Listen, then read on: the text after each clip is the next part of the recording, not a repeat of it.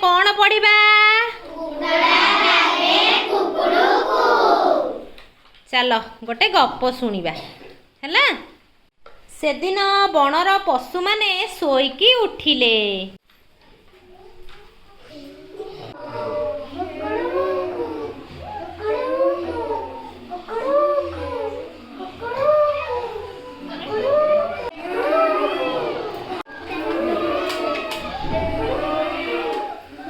देखिले सूर्य एजाए उई नहीं, चारिआडे खाली अंधार आउ अंधार।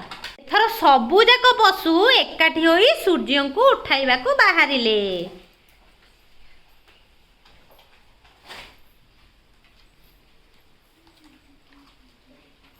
हाथी एथर डाक छाड़िला, सूर्य दादा बाहर को आस। हेले सूर्य बाहर को आसिले नहीं। हाथी मन दुखरे ता जागा को फेरीगला। बाघ एथर डाक पकाइला, ए सूर्य दादा बाहर को आस।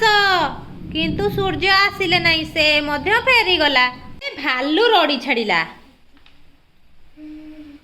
सूर्य दादा बाहर को आस। एथर भी सूर्य आसिले नहीं, भालू मध्य हताश होई गला।